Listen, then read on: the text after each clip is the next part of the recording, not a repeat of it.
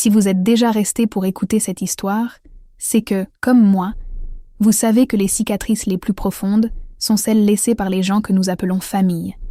Je m'appelle Amélie Dubois, et à 30 ans, je pensais avoir cimenté ma place dans le monde. Un monde fait de cacao, de noisettes de Provence et de la patience que seule la chocolaterie artisanale exige. Mon petit atelier, l'amour du terroir, niché dans une ruelle médiévale d'Aix-en-Provence, était mon refuge, ma forteresse. C'était l'héritage spirituel de mon grand-père. Une promesse que je m'étais faite de ne jamais laisser la tradition s'éteindre sous le poids de la modernité superficielle.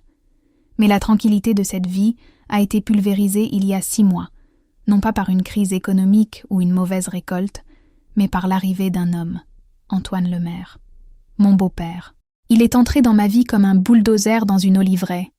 Il n'était pas seulement riche, il était le genre de riche qui juge votre valeur à la marque de votre voiture, et le mien était un vieux break utilitaire qui sentait le chocolat noir et la terre mouillée.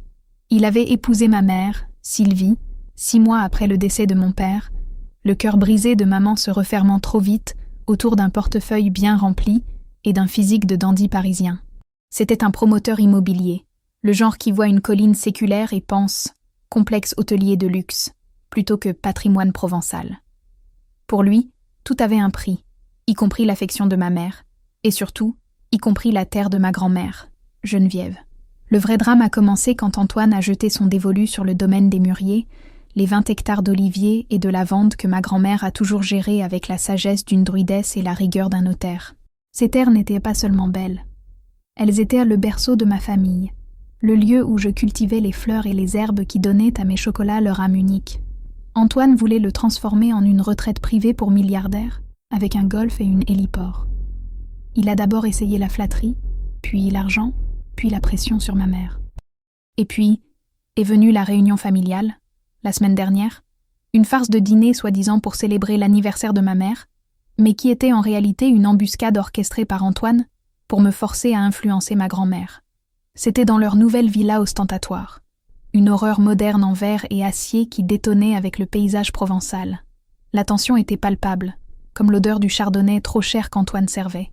Ma grand-mère Geneviève, assise à la tête de la longue table, observait tout, silencieuse comme une gargouille médiévale, son regard ne laissant rien passer de la vulgarité des nouveaux riches.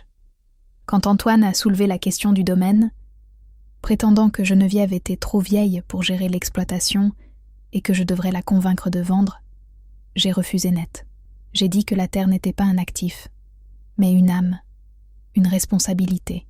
C'est à ce moment-là qu'il a laissé tomber le masque, son visage se tordant d'un mépris glacé. « Écoutez, Amélie, vous et votre passe-temps chocolaté n'êtes pas de la famille. Vous n'êtes qu'une petite artisane qui vit dans la poussière du passé. Le véritable héritage est financier, et c'est moi qui vais le gérer. Ne vous mêlez pas de ce qui ne vous regarde pas. » J'ai senti le sang monter à mon visage. Cette phrase, « pas de la famille », a résonné comme un coup de fusil dans la salle à manger luxueuse. Ma mère n'a rien dit, occupée à siroter son vin, ce qui était la trahison la plus cinglante. Mais juste au moment où la rage allait me faire exploser, ma grand-mère Geneviève, sans hausser la voix, sans même cligner des yeux, a posé son verre. Sa réaction a figé Antoine. Et pour le comprendre, vous devez vous abonner maintenant et laisser un like. Car cette histoire va vous montrer que la vengeance la plus douce est parfois celle qui vient des traditions les plus anciennes. Elle est sur le point de transformer la vie de tout le monde. N'hésitez pas à vous abonner pour ne manquer aucune partie de cette histoire de vengeance et d'héritage, à aimer cette vidéo pour soutenir les artisans et les familles qui défendent leurs terres, et à activer la cloche pour que vous soyez les premiers à assister à la chute d'Antoine. Maintenant, asseyez-vous, parce que l'histoire du domaine des Mûriers est bien plus complexe que de l'immobilier, et le jugement de ma grand-mère est sur le point de rendre la justice que tout Aix-en-Provence attendait. Je suis restée figée, le poing serré sous la table, le silence qui a suivi la déclaration d'Antoine étant plus lourd que le marbre de sa cheminée. Ma mère, Sylvie, a toussé nerveusement, un son qui m'a révélé sa lâcheté et son malaise. Elle aurait dû se lever et me défendre, mais elle était trop occupée à jouer son rôle de nouvelle épouse de promoteur, son âme étouffée sous une couche d'or et de peur de déplaire. Mais c'est le silence de Geneviève qui était le plus assourdissant. Ma grand-mère, la seule vraie roche que j'ai jamais connue, n'a pas explosé en colère, n'a pas jeté un verre de vin à la figure d'Antoine. Non, elle a simplement regardé mon beau-père, de la tête aux pieds, avec l'expression d'une archéologue découvrant un fossile dénué d'intérêt. Son regard, un mélange glacial de déception et de supériorité aristocratique, a parcouru la montre en or clinquante d'Antoine, son costume sur mesure et, finalement, le sourire suffisant qu'il essayait de maintenir. Elle s'est redressée.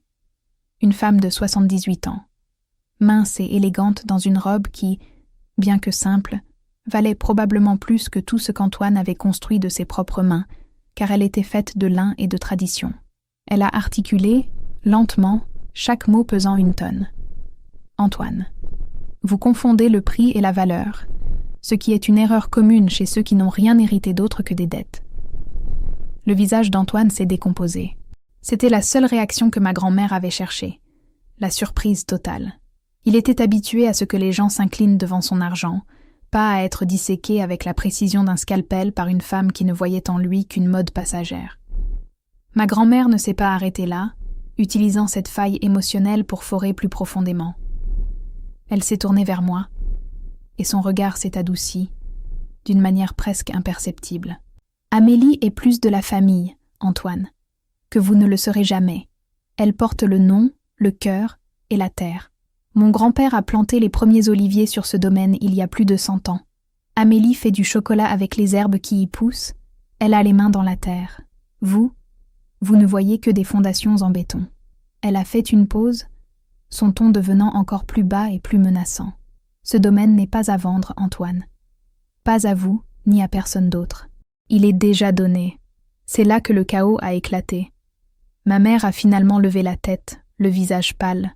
Antoine a exigé de savoir ce qu'elle voulait dire par « déjà donné », et ma grand-mère a révélé le plan secret qui allait devenir mon arme. Le domaine des Mûriers avait été transféré, une semaine auparavant, dans une fiducie familiale nommée la protection du terroir. Et la seule administratrice, la seule personne qui pouvait prendre des décisions concernant la vente ou l'utilisation de la terre, c'était moi, Amélie Dubois. Antoine est resté figé, le mot exact que ma grand-mère avait cherché à provoquer.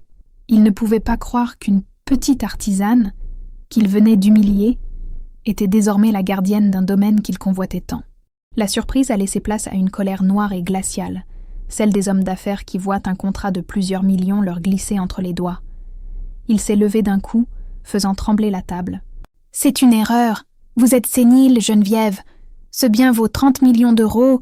Vous ne pouvez pas le donner à une chocolatière qui ne sait même pas gérer un budget. » C'est à ce moment-là que j'ai su que ma vengeance ne serait pas seulement pour moi, mais pour chaque femme que cet homme arrogant avait sous-estimée. La soirée a dégénéré en cris, ma mère pleurant pitoyablement, suppliant Geneviève de reconsidérer, de penser au bien-être de la famille, c'est-à-dire le portefeuille d'Antoine. Mais ma grand-mère est restée inébranlable, sa décision, le résultat de la plus grande analyse et du jugement le plus froid. Elle avait vu clair dans le jeu d'Antoine depuis le début, et elle avait choisi de me donner non seulement la terre, mais aussi le pouvoir de l'utiliser pour me défendre. En quittant la maison d'Antoine, laissant derrière moi le tumulte et la fureur de mon beau-père, j'ai senti le poids de la responsabilité s'abattre sur moi. Mais ce n'était pas un poids qui m'écrasait, c'était le poids d'une armure. La partie n'était que commencée, et j'avais entre les mains l'arme la plus puissante, le contrôle du domaine. La colère d'Antoine allait être mon catalyseur. J'allais lui montrer ce qu'une artisane avec un héritage pouvait accomplir. Le lendemain, la tempête est arrivée. Non pas sur le ciel de Provence, mais dans la petite ruelle paisible où se tenait ma boutique. Antoine est venu, seul, sans ma mère, probablement pour éviter un témoin de sa rage incontrôlable. Il est entré, son costume sombre faisant tache au milieu des couleurs chaudes de ma chocolaterie, l'odeur du cacao fin et de la lavande ne faisant qu'accentuer son air étranger et déplacé. Il n'a pas crié cette fois, son ton était plus dangereux, rempli d'une condescendance calculée, comme un homme qui est sûr de sa supériorité. Il a pointé du doigt un sachet de mes truffes à la rose. « Cela, c'est ce que vous faites. Un petit commerce mignon pour touristes naïfs. Moi, je gère des millions, je crée de l'emploi, je façonne l'avenir. Vous avez reçu ce domaine comme un jouet, et je suis ici pour vous offrir un moyen de vous en débarrasser proprement. » Il a posé un chèque sur le comptoir.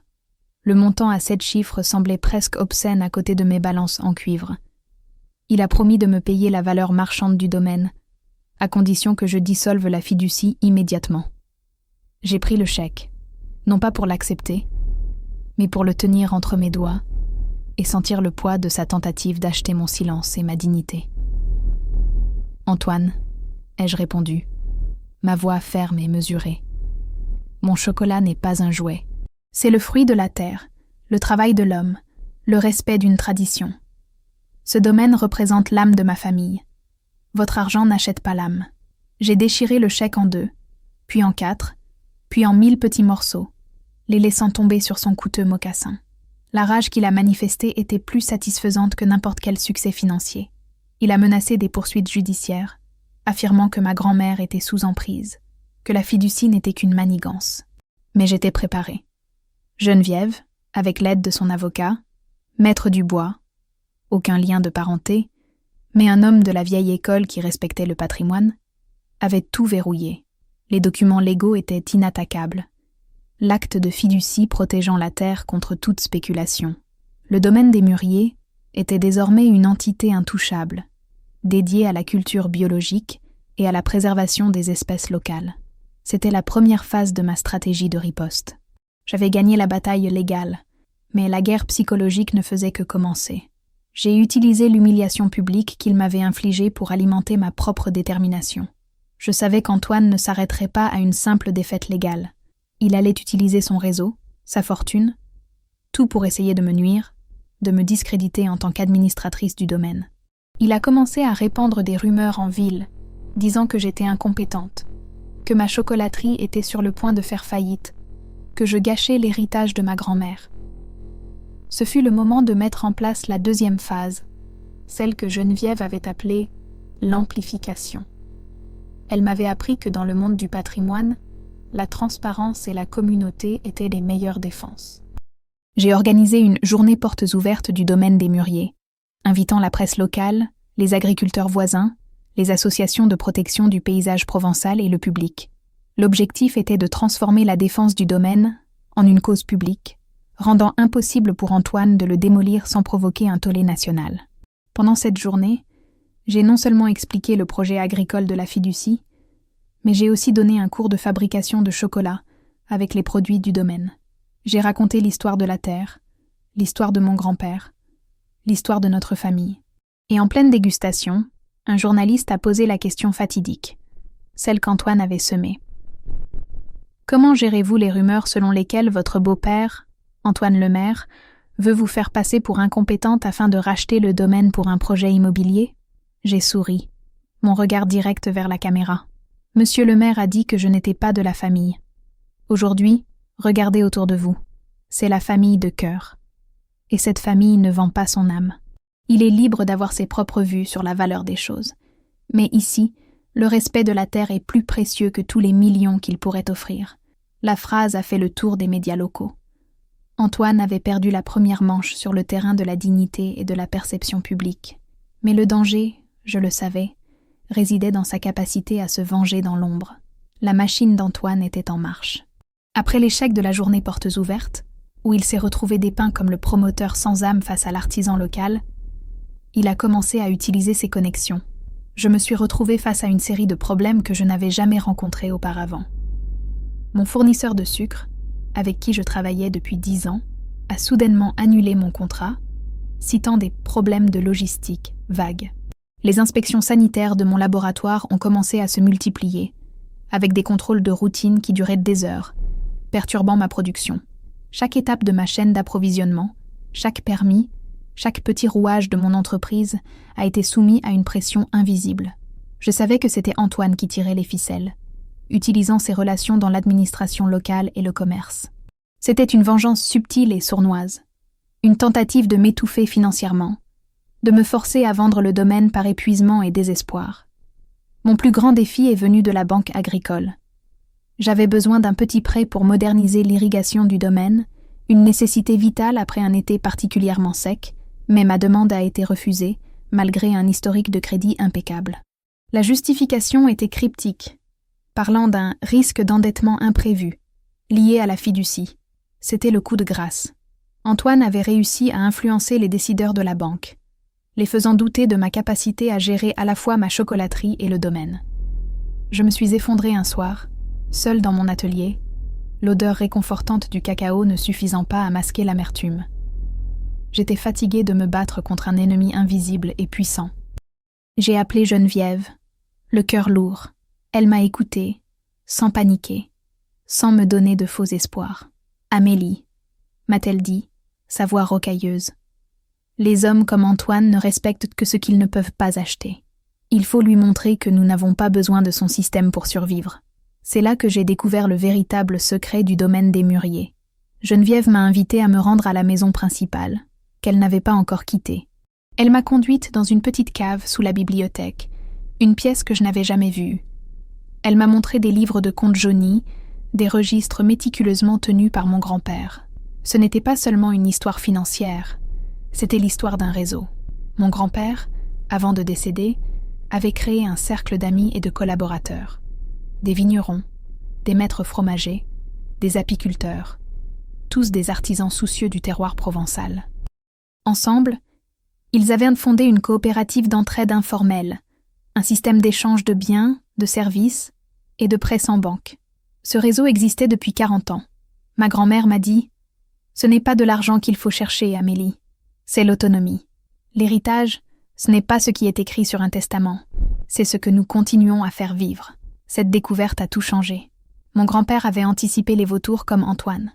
Il avait construit un filet de sécurité invisible. En quelques jours, j'ai activé le réseau. J'ai rencontré Jean-Pierre, le vigneron, qui m'a fourni un système d'irrigation d'occasion de qualité en échange d'1 an de mes meilleurs chocolats pour ses réceptions. J'ai rencontré Madame Lafont, la fromagère, qui a contacté ses amis pour m'assurer un approvisionnement en sucre sans passer par mon ancien fournisseur. J'ai utilisé l'ingéniosité et la solidarité de la Provence contre la cupidité et la méchanceté d'un seul homme. Le domaine des mûriers a survécu à la tentative d'asphyxie d'Antoine, non pas grâce à ma richesse, mais grâce à la richesse de mon réseau et de ma culture. Mais il me fallait plus que survivre. Il me fallait frapper. Il me fallait une vengeance qui ne soit pas seulement une défense, mais une transformation. Il me fallait un coup de maître qui sauverait le domaine, mais aussi, d'une manière inattendue, ma mère. L'étape suivante de ma riposte devait être chirurgicale, sans faute. Antoine Lemaire n'était pas qu'un simple promoteur. Il était un prédateur qui opérait à la limite de la légalité. Grâce au vieux contact de Maître Dubois, l'avocat de ma grand-mère, et à la discrétion de mon réseau d'artisans, j'ai commencé à collecter des informations sur ces projets en cours dans la région. L'information la plus explosive est venue de Bastien, un entrepreneur en maçonnerie qui travaillait pour Antoine sur un projet de lotissement près de la côte. Bastien avait été lésé par Antoine, impayé et menacé de faillite s'il réclamait son dû. Bastien n'était pas de mon réseau, mais il était un homme du pays, et il avait un sens inné de la justice provençale. Il m'a contacté de nuit, me donnant rendez-vous près de la fontaine de la Rotonde à Aix. Il m'a donné un dossier. Ce dossier révélait qu'Antoine utilisait des matériaux de construction de qualité inférieure pour ses projets, notamment du béton non conforme aux normes sismiques de la région. Pire, il était sur le point de signer un contrat pour l'achat de terrains protégés par la loi littorale, en utilisant un montage financier complexe pour contourner les restrictions d'urbanisme. C'était la clé de ma vengeance. Ce n'était plus seulement une affaire de famille et d'héritage, c'était une affaire pénale. Le danger de le confronter directement était trop grand. Antoine avait les moyens d'étouffer n'importe quel petit artisan. Ma grand-mère, Geneviève, m'a rappelé une leçon fondamentale. Ne combattez jamais l'ennemi sur son terrain. Créez votre propre terrain, où vous êtes invulnérable. J'ai donc créé mon propre terrain, l'opinion publique et le droit. Mais l'élément le plus délicat dans ce plan était ma mère, Sylvie. Depuis l'incident du dîner, elle était devenue une étrangère, me contactant seulement pour me supplier d'arrêter, de ne pas faire honte à Antoine. Elle avait peur de perdre son nouveau statut, son luxe, sa nouvelle vie dorée. Je savais que si je dénonçais Antoine, ma mère serait au milieu des cendres. Je devais la sauver. Ma stratégie a été double. Premièrement, j'ai utilisé l'information de Bastien et l'ai transmise anonymement au service d'urbanisme de la ville et à une association anticorruption locale respectée. Je savais que, provenant d'une source officielle et crédible, Les allégations seraient prises au sérieux. Deuxièmement, j'ai écrit une lettre à ma mère. Pas une lettre de reproche, mais une lettre d'amour et de vérité. Je lui rappelais la femme qu'elle était avant Antoine. La femme qui aimait l'odeur de la terre et le bruit des cigales, pas le luxe stérile. Je lui ai dit que si Antoine était le vrai amour de sa vie, je me retirerais. Mais si c'était sa prison dorée, il fallait qu'elle voie la vérité avant d'être totalement engloutie. J'ai glissé la lettre, avec une copie du dossier de Bastien, dans un de mes meilleurs coffrets de chocolat à la lavande, les préférés de sa jeunesse. J'ai posté le colis, sachant que la bombe allait bientôt exploser. Le temps de l'attente fut une torture. Je travaillais au domaine, les mains dans la terre, luttant pour l'irrigation, plantant de jeunes pousses d'olivier, m'ancrant dans la réalité physique du travail contre l'abstraction toxique de la vengeance. L'ambiance était lourde, mais concentrée. Puis, la nouvelle est tombée. L'urbanisme a lancé une enquête sur le projet d'Antoine près de la côte. Puis, un article de presse discret dans la Provence mentionnant des rumeurs de non-conformité sur les chantiers de Lemaire. Les investisseurs d'Antoine ont commencé à s'agiter. La peur s'est installée dans le camp de mon beau-père, une peur que l'argent ne pouvait pas acheter. C'était mon moment de vérité. La pression autour d'Antoine a atteint son paroxysme.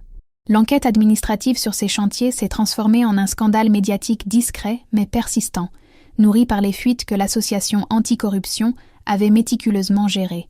Le maire, habitué à opérer dans l'ombre et à soudoyer les petits fonctionnaires, se retrouvait sous les feux des projecteurs, et les investisseurs nerveux commençaient à retirer leurs fonds.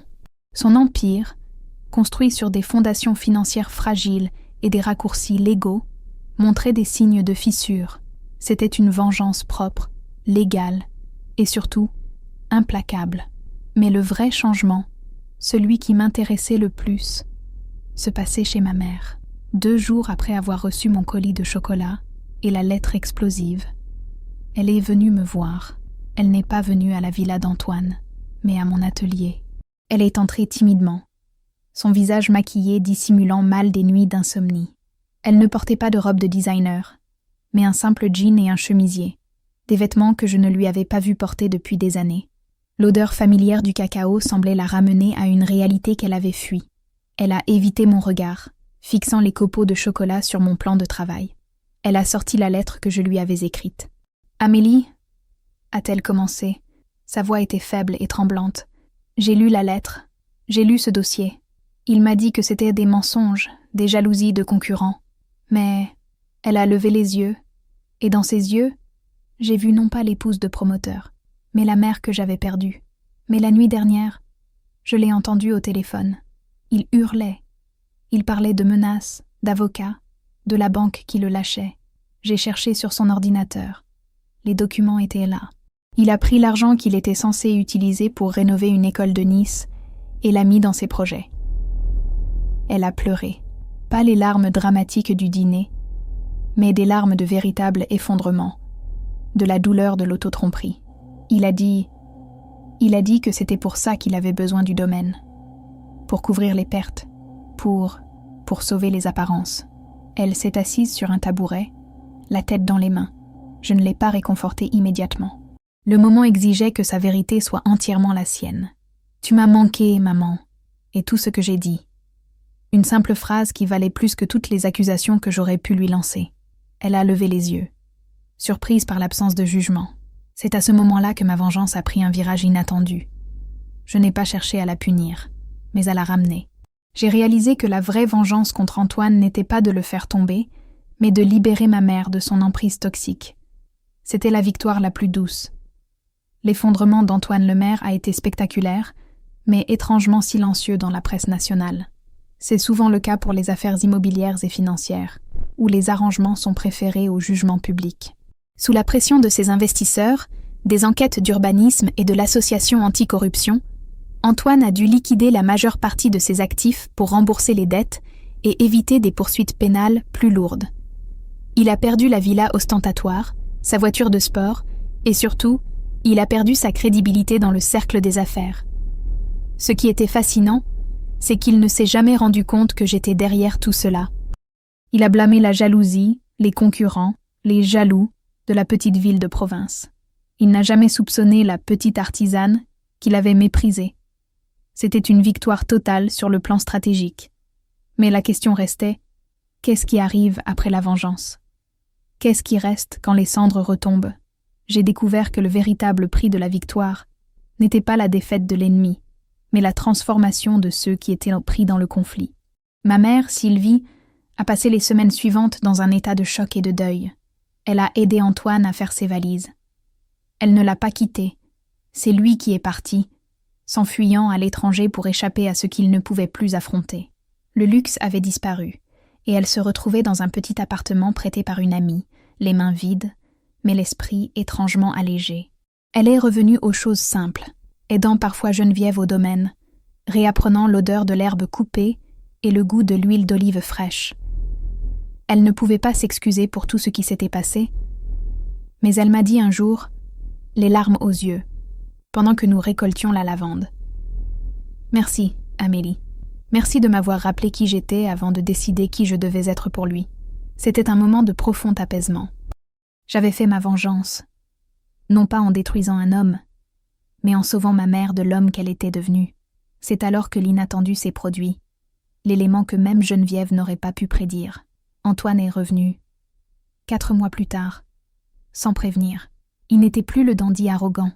Il était maigre, son costume froissé, son regard vide. Il est venu au domaine des Mûriers, non pas pour l'acheter, mais pour s'excuser auprès de Geneviève. Ma grand-mère l'a reçu sur le perron, le regard toujours aussi perçant. Antoine n'a pas cherché à se justifier. Il a simplement dit « Madame, j'ai tout perdu.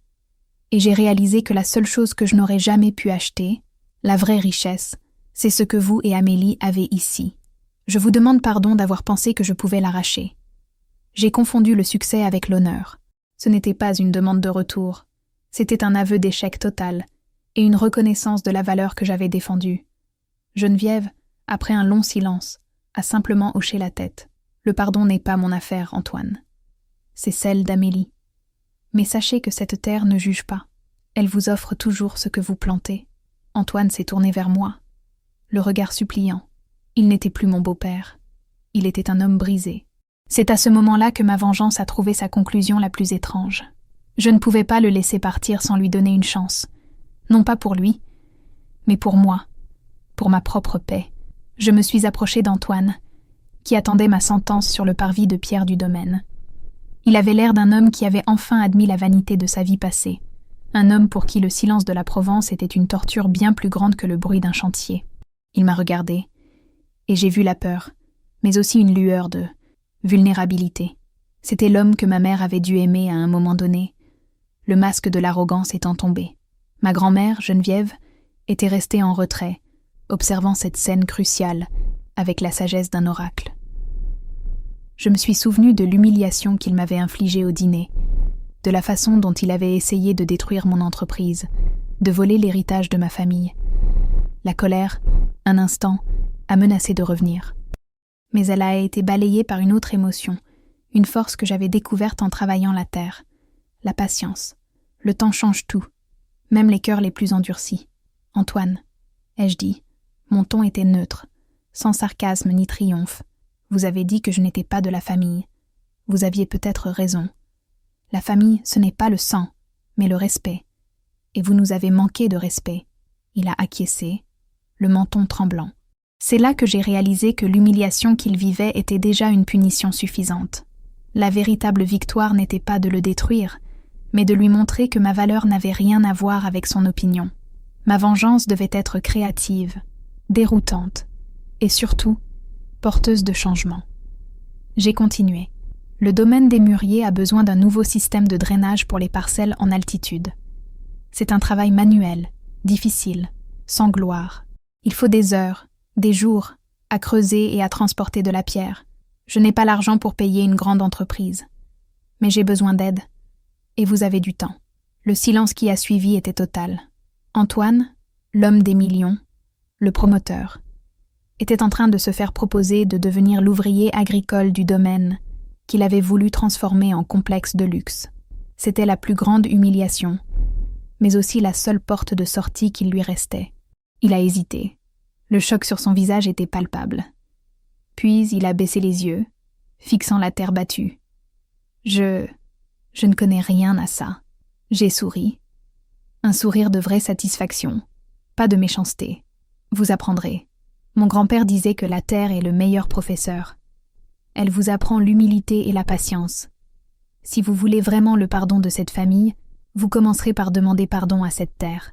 J'ai posé une petite truffe au chocolat et à l'huile d'olive que je venais de faire sur la balustrade de pierre. Si vous voulez, vous commencerez demain. Pas de salaire, juste un endroit pour dormir et de la nourriture simple. Et vous mangerez ce que vous produisez. Antoine a regardé le chocolat, puis mes yeux, puis la truffe à nouveau, le symbole de tout ce qu'il avait méprisé. Il a ramassé le chocolat, l'a mis dans sa bouche, et un changement, petit mais fondamental, s'est opéré sur son visage. Il n'a rien dit. Il a simplement hoché la tête. Un seul mouvement lent. Ma grand-mère s'est approchée de moi et m'a pris la main. Elle n'a pas eu besoin de la parole de la famille. Elle avait créé une opportunité de changement et j'avais osé l'offrir. Les semaines suivantes ont été les plus étranges de ma vie. Antoine le maire, l'ancien tyran immobilier, était devenu l'homme à tout faire du domaine des mûriers. Il ne travaillait pas par pitié, mais par nécessité et par une étrange forme de pénitence. Il n'était pas bon, bien sûr. Au début, il était maladroit avec la pioche. Ses mains, habituées au clavier et au contrat, étaient couvertes d'ampoules. J'ai dû lui apprendre la différence entre une jeune pousse d'olivier et une mauvaise herbe. Il a maudit la chaleur, le travail manuel, le silence assourdissant de la campagne, mais il ne s'est jamais plaint à moi. Jamais. Il traitait le travail comme un projet, une tâche à accomplir, et c'est là que sa vieille intelligence d'homme d'affaires est réapparue sous une forme inattendue. Après avoir passé 2 semaines à creuser laborieusement le système de drainage que j'avais demandé, il est venu me voir avec un plan dessiné sur un bout de papier. Il avait utilisé ses connaissances en topographie et en ingénierie pour suggérer un tracé bien plus efficace pour le drainage, qui nécessitait moins de travail et était plus durable. « Amélie » m'a-t-il dit, le visage brûlé par le soleil et couvert de poussière, mais avec un éclair d'intelligence dans les yeux, si nous dévions ce ruisseau dormant de quelques mètres en utilisant cette roche, nous pourrions irriguer tout le versant sud sans pompe électrique. C'est une solution du XVIIe siècle, mais elle fonctionne. C'était brillant. C'était Antoine, l'analyste, mais sans l'avidité. C'était une surprise fascinante. J'ai accepté son plan, et nous avons travaillé ensemble pendant des jours, ma mère nous rejoignant parfois, son sourire redevenant sincère lorsqu'elle voyait son ancien mari et sa fille travailler côte à côte, non pas en amour, mais en respect mutuel. La tension entre nous trois avait disparu, remplacée par la fatigue physique et la concentration sur le travail de la terre. J'ai réalisé que l'humiliation l'avait dépouillé de sa carapace. La perte de l'argent l'avait forcé à utiliser ses vraies compétences, son intellect, pour quelque chose de concret, d'honnête. Il avait commencé à voir la valeur du domaine non pas en millions, mais en eau, en sol fertile, en héritage. Il ne prononçait plus jamais la phrase « pas de la famille ». Il m'appelait simplement « Amélie » et me traitait comme son superviseur technique. Ma mère a vu ce changement et a commencé à penser ses propres blessures. Elle s'est rendue compte qu'elle aimait la personne simple qu'Antoine était en train de devenir, pas l'image qu'il projetait. Elle a dit à Geneviève en le regardant travailler « Il a toujours été intelligent. Il s'est juste trompé de terrain de jeu. Le changement de vie n'était pas une simple réconciliation. C'était une reconstruction. » Un mois après le début des travaux de drainage, un événement s'est produit qui a scellé le changement. C'était la récolte de la lavande, un moment sacré au domaine. Geneviève m'a toujours dit que la lavande devait être coupée à un moment précis de la journée, sous un soleil doux, pour que l'huile essentielle soit parfaite. Nous étions tous les trois dans le champ. Ma mère, avec son chapeau de paille, Antoine, le dos courbé, et moi, dirigeant l'opération.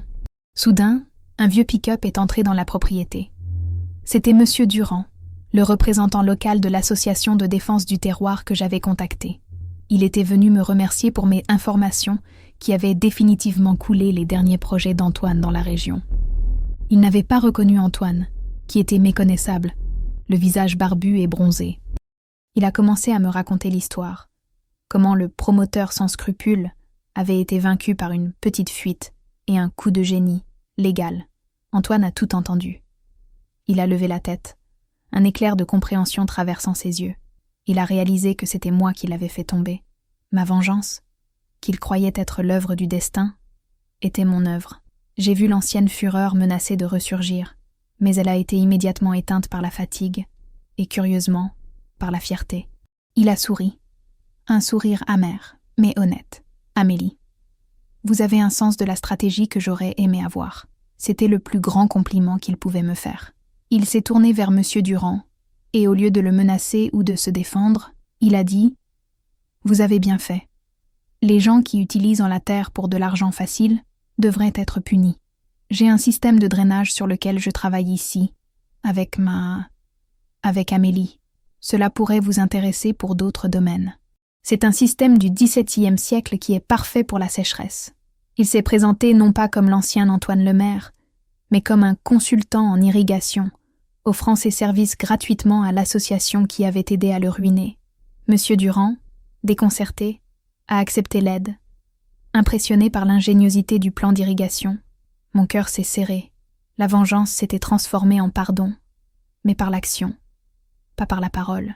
Le pardon n'est pas venu de ma bouche, mais du fait que je lui donnais l'opportunité de racheter son honneur, de changer sa vie, en utilisant ses dons pour le bien commun, le terroir qu'il avait voulu détruire. Il était l'homme des millions, il est devenu l'homme de la terre. L'histoire d'Antoine le promoteur n'a pas eu de fin heureuse hollywoodienne, mais une fin française, pleine de nuances et d'une étrange dignité. Il est resté au domaine des mûriers. Pas comme l'époux de ma mère, mais comme une sorte de régisseur technique. Il vivait dans une petite maison d'amis sur la propriété, travaillant sans relâche sur l'optimisation des systèmes d'eau et de culture. Il ne portait plus de costume, mais des vêtements de travail délavés. Il ne parlait plus de millions, mais de pH du sol, de la meilleure façon de tailler les oliviers pour la saison suivante, du potentiel de mes truffes au chocolat sur le marché international. Son ancienne arrogance avait été remplacée par une sorte d'humilité professionnelle. Il avait transféré son ambition de la construction d'hôtels de luxe à la construction d'un écosystème durable, au domaine. Il me vouait un respect professionnel et silencieux que je lui rendais. Il me consultait sur les plans et je lui donnais mes instructions. C'était une relation de travail, ferme et respectueuse, le meilleur résultat que j'aurais pu espérer. Ma mère, Sylvie, a repris contact avec la femme qu'elle était avant la mort de mon père. Elle n'est pas revenue vivre avec Antoine. Elle est retournée dans son petit appartement, a trouvé un travail à temps partiel dans une galerie d'art locale et a recommencé à peindre. Elle est redevenue ma mère, une confidente, une amie. Elle venait au domaine le week-end et les dimanches sont redevenus ce qu'ils étaient avant l'arrivée d'Antoine. Simple, ensoleillé, rempli de l'odeur du thym et des rires. Elle m'a dit un jour « Je ne sais pas si je pourrais un jour le regarder comme un mari, Amélie, mais je peux le regarder comme un homme. Et cela, c'est grâce à toi. » C'était ma véritable victoire. Geneviève, ma grand-mère, n'a jamais dit un mot sur cette situation bizarre. Elle regardait Antoine travailler et souriait légèrement, un sourire que je comprenais. L'argent peut acheter beaucoup de choses, mais il ne peut pas acheter une leçon. Elle m'a donné les rênes du domaine, non seulement par amour, mais par stratégie, me donnant l'occasion de m'épanouir en tant que leader et de sauver ma famille de sa propre avidité. Mon entreprise, l'amour du terroir, est devenue un succès national, soutenu par le récit de son héritage et l'authenticité de ses produits. Les gens ne voulaient non pas seulement du chocolat, ils voulaient une histoire, l'histoire de la petite artisane qui a sauvé la terre de ses ancêtres. J'ai utilisé l'argent généré par mes ventes pour investir dans une fondation pour les jeunes agriculteurs de Provence, créant un réseau d'entraide pour garantir que d'autres familles n'auraient pas à subir le même chantage. C'était la véritable fin de la vengeance. Transformer l'agression en altruisme, le poison en remède. La transformation du domaine des mûriers est devenue un emblème dans toute la Provence. Il n'était plus seulement un domaine agricole, il était un centre de formation pour l'agriculture durable, utilisant les méthodes innovantes et, ironiquement, les structures d'irrigation à l'ancienne qu'Antoine avait optimisées. J'avais pris le commentaire d'Antoine selon lequel je n'étais pas de la famille, et je l'avais retourné. J'ai créé une nouvelle famille, celle qui s'engageait à honorer la terre. Ma mère, Sylvie, n'a pas seulement recommencé à peindre. Elle a ouvert un petit atelier de céramique au domaine, utilisant l'argile locale, créant des poteries brutes et belles. C'était une artiste qui créait à nouveau avec ses mains, s'éloignant définitivement du monde des apparences et du prêt-à-porter de luxe. Elle a retrouvé sa dignité dans la simplicité. Sa relation avec Antoine est restée complexe. Ils étaient comme deux âmes qui avaient failli se perdre et qui se tenaient désormais à distance, mais avec une affection étrange et résignée. Ils se parlaient de temps en temps, mais il n'y avait plus de passion, seulement le respect que le temps et le travail partagés avaient forgé. Un jour, alors qu'il réparait le toit du hangar et que ma mère peignait une poterie à ses pieds, j'ai vu Antoine lui sourire. Un sourire épuisé, mais sincère, sans l'ombre de la manipulation. Elle lui a rendu son sourire, et pour moi, c'était le moment le plus puissant. Ce n'était pas la réconciliation romantique, mais la reconnaissance d'une humanité partagée. C'était une forme de pardon que l'on n'attend pas des drames familiaux, une acceptation que les erreurs du passé ne définissent pas la valeur présente. Moi, Amélie, je n'avais plus de vengeance à chercher. Mon cœur était en paix, j'avais sauvé mon domaine, libéré ma mère, et, sans le vouloir, j'avais donné à mon beau-père une chance de se reconstruire à partir de rien, de trouver un nouveau sens à sa vie. Geneviève, la matriarche, m'a finalement fait l'honneur de sa sagesse la plus profonde. Un an après le dîner explosif, alors que nous nous promenions au crépuscule dans l'Oliveraie, qui était désormais officiellement sous ma responsabilité, elle s'est arrêtée. Elle a touché le tronc rugueux d'un vieil olivier. « Amélie » a-t-elle dit, sa voix aussi douce que le vent dans les feuilles. « Tu as fait exactement ce que j'espérais. Tu ne t'es pas vengée. Tu as cultivé. Tu as planté une graine de dignité dans un sol pourri, et tu as attendu la récolte. » Elle a fait allusion à Antoine, qui travaillait encore tard pour finaliser le système de drainage. Cet homme, il pensait que tout s'achetait. Tu lui as montré la seule chose qui compte, la croissance. Il a recommencé à zéro, et il a retrouvé son honneur dans la boue. C'est la plus grande victoire que l'on puisse avoir sur un homme d'affaires. Lui faire découvrir que la plus grande plus-value n'est pas le profit, mais la contribution. J'ai compris à ce moment-là que la vengeance que j'avais cherchée, celle qui me donnerait satisfaction, était une illusion. La véritable fin du drame, celle qui était inattendue et fascinante, n'était pas l'effondrement d'Antoine, mais le fait que sa nouvelle vie était plus utile, plus honorable que son ancienne. Il avait trouvé un but dans le terroir qu'il avait méprisé, et je lui avais donné cette opportunité, non pas par générosité, mais par une vengeance stratégique qui le forçait à l'humilité. Mon histoire n'était plus celle d'une petite artisane humiliée, mais celle de la gardienne d'un héritage qui avait le pouvoir de transformer même les cœurs les plus matérialistes. Le domaine des mûriers n'était plus seulement le lieu de mon travail.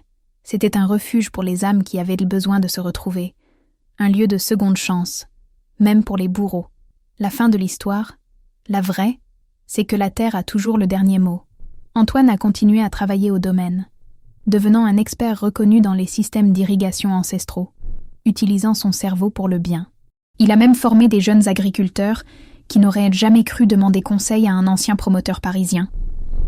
Il a prouvé sa valeur, non pas par un titre de noblesse ou un compte en banque, mais par le travail. Ma mère et lui ont trouvé une forme d'amitié qui n'était pas dictée par l'argent ou la pression sociale, mais par le simple fait qu'ils s'étaient vus au pire et qu'ils avaient survécu à la catastrophe. Ils ne sont jamais revenus ensemble, mais ils ont pu partager un café sans amertume, sans jugement. C'est l'anti-happy end. Une fin où personne ne gagne le gros lot, mais où tout le monde gagne en dignité. Le domaine est florissant.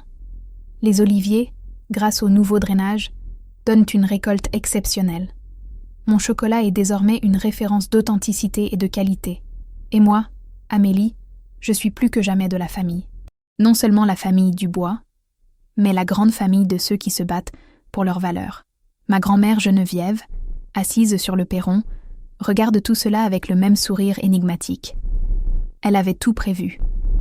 Elle avait créé le scénario d'une vengeance qui était en réalité une leçon de vie pour tout le monde, en particulier pour celui qui avait osé dire que l'amour et l'héritage n'étaient qu'une question d'argent. Il n'y a pas eu de mots pour effacer le passé, mais la preuve vivante que l'humilité et le travail peuvent transformer l'ennemi en allié, et la vengeance en une nouvelle chance. C'est l'histoire que je voulais vous raconter. L'histoire où l'on gagne, non pas en prenant, mais en donnant l'opportunité de changer.